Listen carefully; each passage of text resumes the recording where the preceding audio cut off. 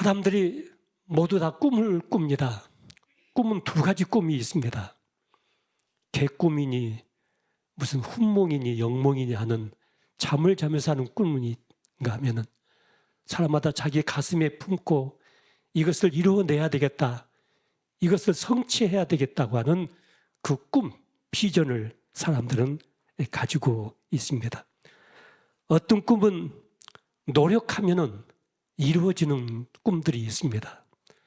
마음속에 가지고 있는 소원들, 비전들, 애를 쓰고 최선을 다하고 인간적인 모든 수단과 방법을 다 동원해 가면은 그 꿈들이 이루어지는 것들이 있습니다.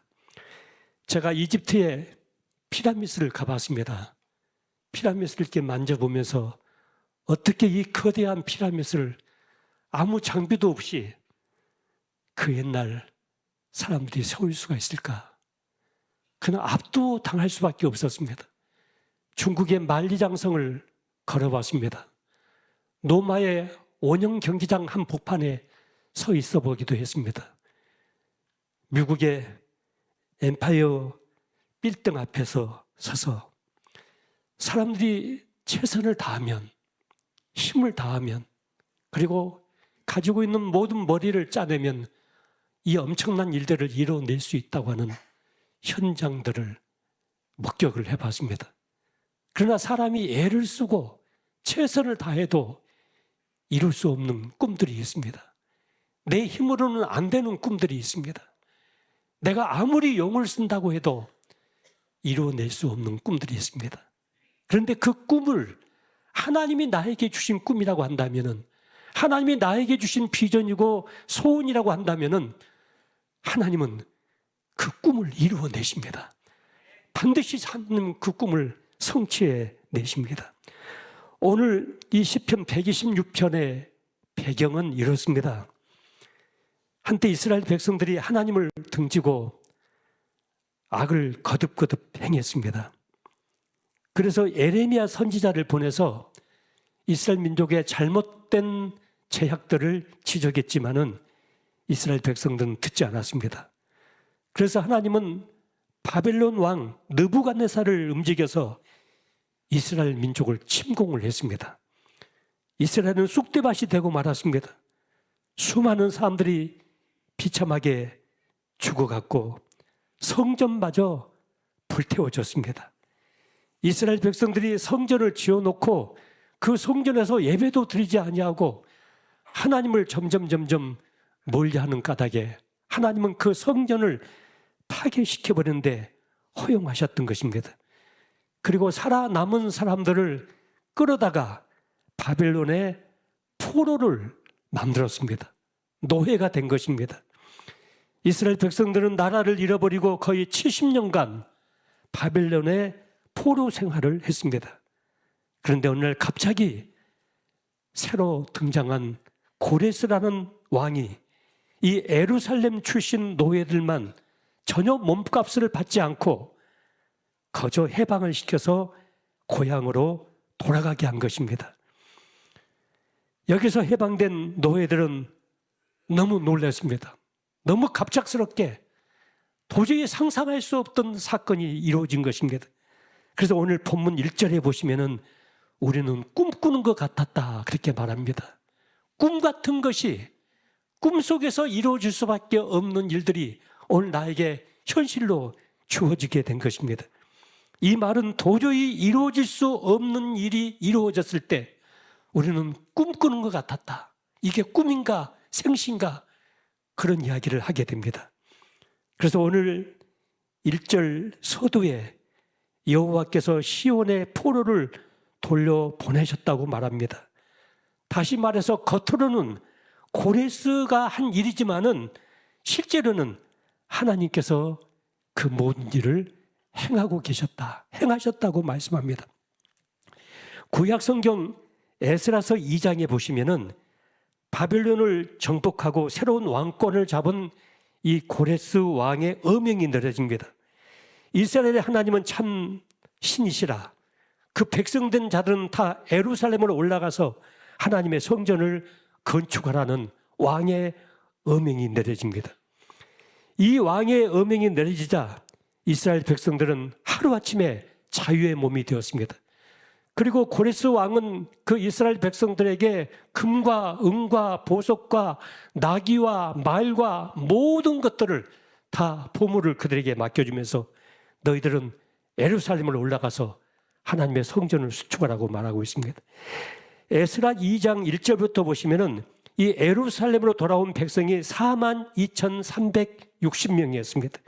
노비가 7,337명이고 노래하는 남녀 성가대가 200명이었습니다. 말이 736마리가 있었고 노새가 245마리, 약대가 435마리, 나귀가 6,720마리입니다.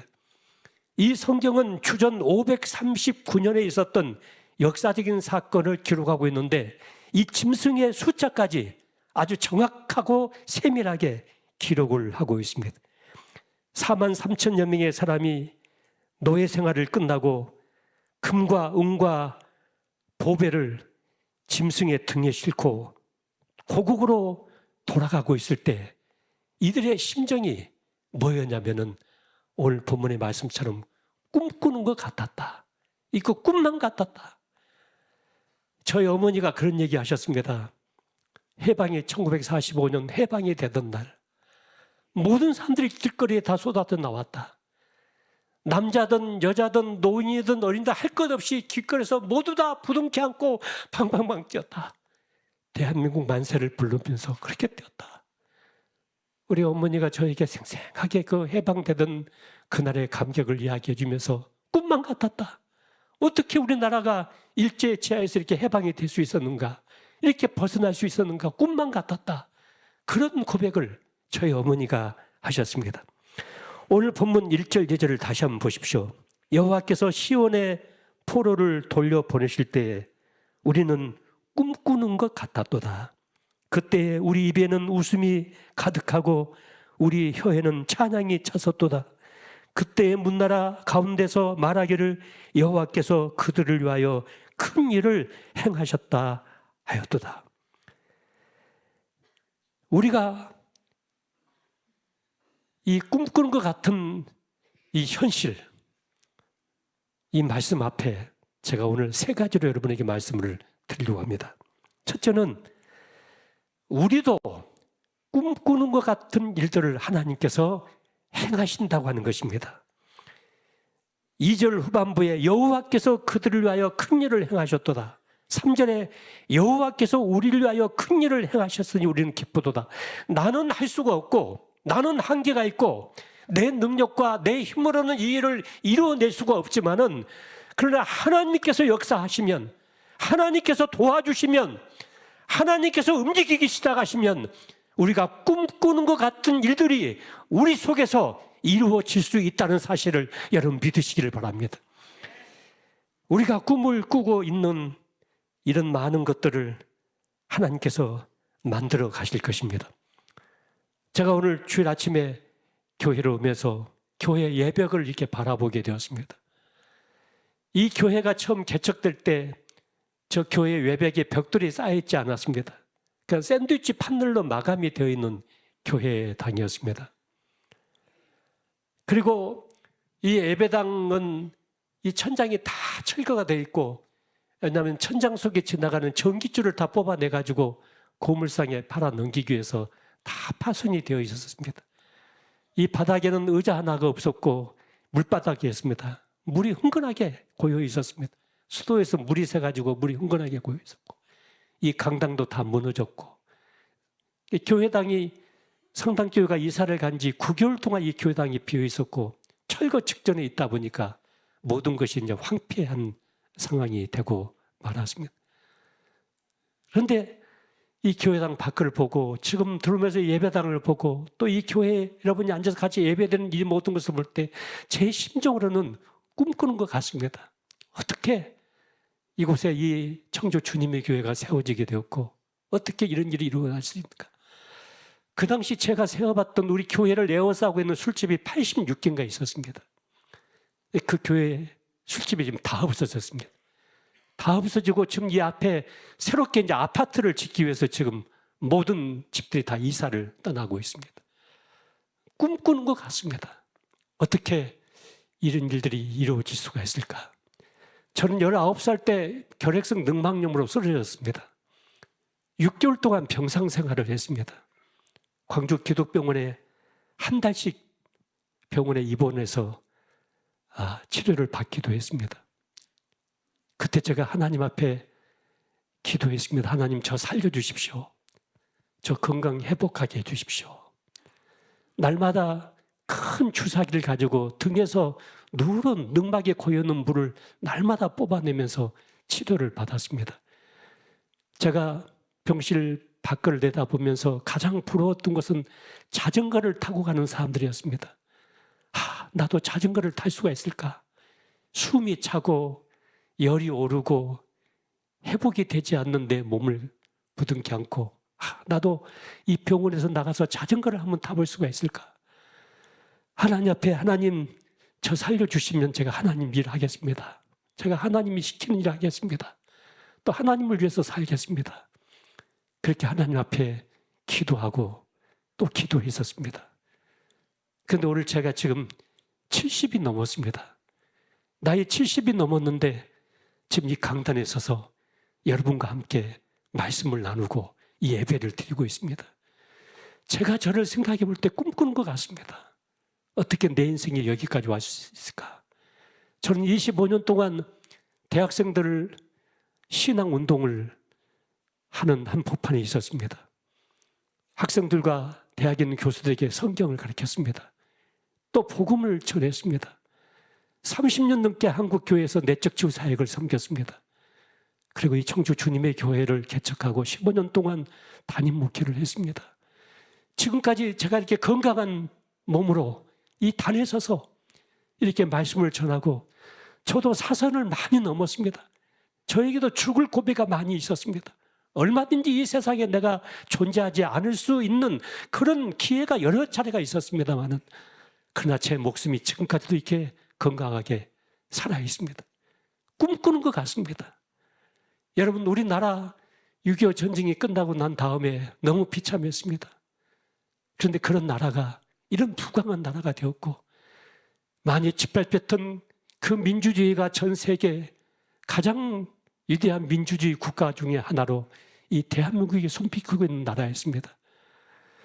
여러 가지 상황이 있습니다만은 그러나 하나님은 이 모든 과정 속에서 우리나라를 새롭게 더 세워가실 것입니다.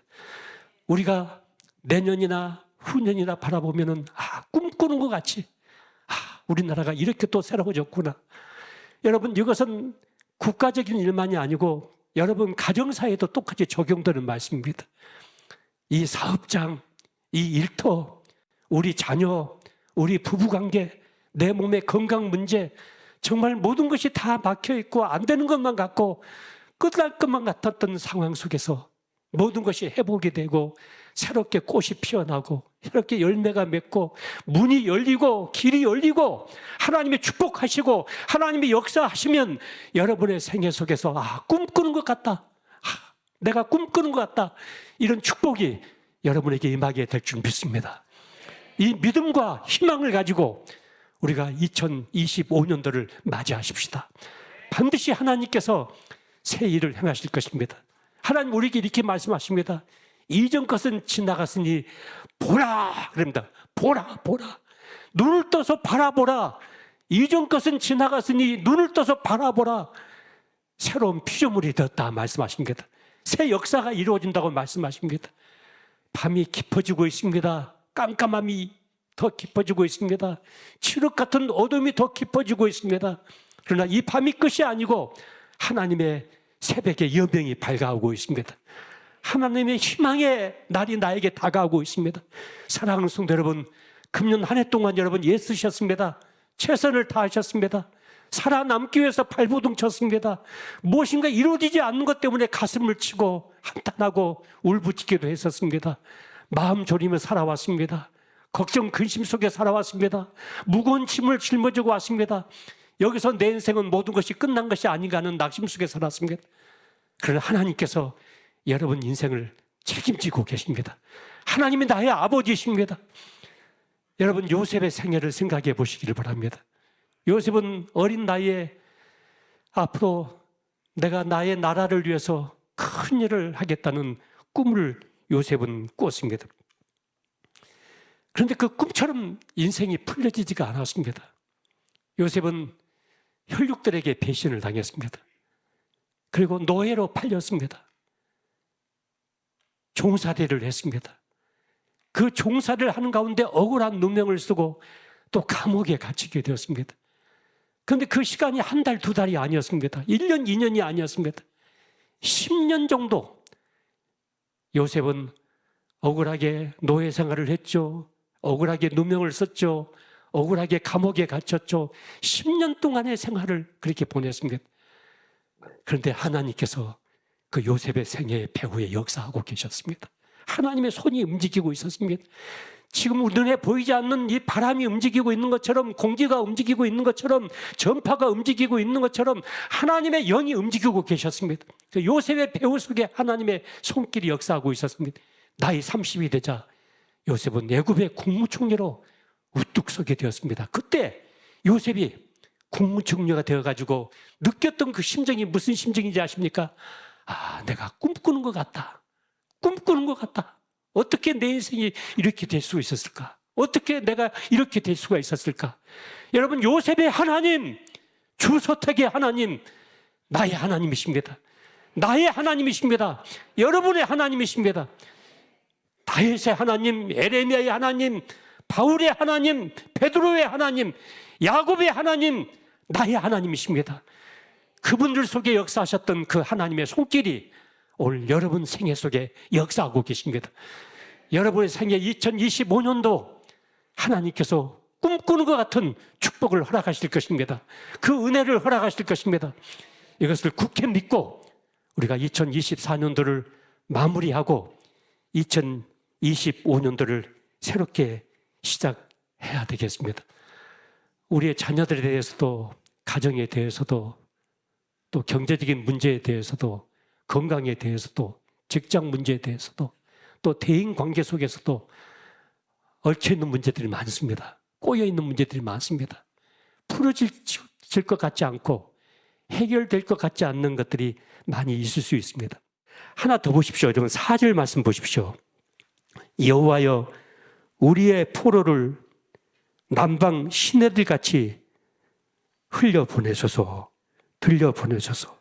이 남방 시내들 같이 돌려보내소서. 이 남방 시내라고 하는 것은 비가 오지 않을 때는 그냥 메마른 사막과 같은 곳입니다.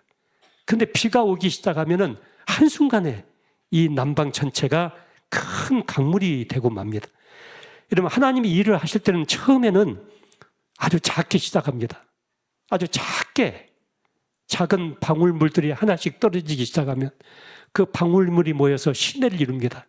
그 작은 졸졸졸 흐르는 시내가 모이면 강이 이루어지고 그 강이 모이면 큰 대하가 되는 것처럼 하나님이 일하시고 역사하시는 것은 처음에는 아주 조그맣게 시작할 수가 있습니다.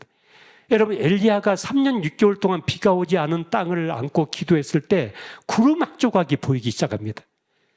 미미하게 시작합니다. 그런데 하나님의 역사가 계속되기 시작하면은 그 구름 한 조각 같은 것이 온 천지에 물을 꽉 차게 만들어 보시고 하나님께서 이 남방을 시내같이 그렇게 만들어 내신다는 사실을 보게 됩니다. 여러분의 인생 속에, 여러분 가정 속에, 사업장 속에, 일터 속에, 우리의 교회 안에, 우리의 조국 속에 하나님의 하신 일이 미미하게 보이는 것 같지만은 하나님은 지속적으로 처음과 나중이 되신 하나님이시고 결코 포기하지 않는 하나님이시기 때문에 여러분의 생애 속에서 꿈과 같은 하나님의 축복과 은총과 은혜의 현장들이 이루어지게 될 줄 믿습니다. 세 번째는 이제 바빌론에서 예루살렘으로 돌아온 이 포로들은 어떻게 되는 것입니까? 이 포로에서 해방되면 그것으로 끝나는 것입니까? 우리가 죄에서 해방이 되고 죽음에서 구원을 받고 하나님의 자녀가 되면 거기서 끝나는 것인가? 그렇지 않습니다. 오늘 본문 5절 6절을 보십시오. 눈물을 흘리며 씨를 뿌리는 자는 기쁨으로 거두리로다. 울며 씨를 뿌리러 나가는 자는 반드시 기쁨으로 그 곡식단을 가지고 돌아오리로다. 여러분, 이스라엘 백성들이 이제 다시 예루살렘 돌아오니까 완전히 폐허가 되어 있었습니다. 막막했습니다. 폐허가 된 농과 밭을 갈아엎어서 이제 그들은 씨를 뿌리기 시작하는데, 여기 울면서 씨를 뿌린다는 말씀이 있는데, 여러분, 씨를 뿌리는 사람들이 울면서 씨를 안 뿌리거든요. 여러분, 씨 뿌릴 때는 희망을 가지고 씨를 뿌리죠. 이 씨를 뿌리면 여기서 곡식이 맺힐 것이다. 이 씨를 뿌리면 여기서 열매가 맺힐 것이다. 꽃이 피어날 것이다. 이런 희망을 가지고 씨를 뿌리는 것이지 울면서 씨를 뿌리는 것이 아니거든요. 여기 울면서 씨를 뿌린다는 얘기는 무엇입니까? 여러분, 우리 가슴 속에 있는 꿈들, 이 꿈이 이루어지지 않고 있을 때, 정말 이것은 나에게 하나님께서 원하시고 나에게 필요한 것들인데 이 문이 열리지 않고 있을 때, 이게 답답할 때, 이게 길이 열리지 않고 있을 때, 무엇인가 이루어지지 않는 꿈들을 가슴에 품고 있을 때 우리는 하나님 앞에서 울면서 기도할 수밖에 없습니다. 너는 내게 부르짖으라고 말씀합니다. 내 입을 넓게 열어서 내게 구하라고 말씀하십니다. 여러분은 하나님 앞에서 울면서 기도하면서, 하나님, 이 땅을 읽어주십시오. 이 황무지를 바꿔주십시오. 하나님 앞에 기도하면서 우리는 하나님이 원하시는 그 길을 갈 수밖에 없습니다. 또 씨를 뿌린다고 하는 것은 정도를 간다는 것입니다. 여러분, 이 나라가 지금 비상식적이고 비정의적이고 비공의적이고 그런 영역들이 흘러가다 보니까 이것을 정도로 하기 위한 하나님의 놀라운 섭리가 있습니다. 놀라운 계획이 있습니다. 씨를 뿌려서 그 씨가 열매를 맺혀서 그 곡식을 먹을 수 있는 것은 땀 흘린 대로 살아갈 수 있는, 내가 노래가 한 만큼 하나님께서 나에게 주실 수 있는 그런 세상으로 만들어가는 것인데, 우리가 울면서 씨를 뿌린다고 하는 것은 하나님 앞에 내가 가지고 있는 그 꿈들을 위해서, 내가 가지고 있는 그 소원과 비전을 위해서 하나님 앞에 무릎 꿇는 것입니다. 정말 하나님께서 간구하는 것입니다. 우리 윤조표 장로님이 지난주에 그런 얘기를 하시더라고요. 해마다 온단이 되면은, 1월 1일이 되면은 기도하는 시간을 갖고 금식하는 시간을 가졌는데, 그런 시간들이 한 해를 살아갈 수 있는 영적인 에너지가 되었다.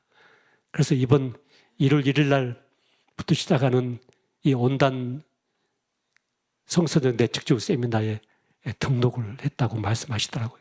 거기 기도의 현장에 가서 기도하면서 한 해를 시작을 해야 되겠다고 말씀하신 것을 들었습니다.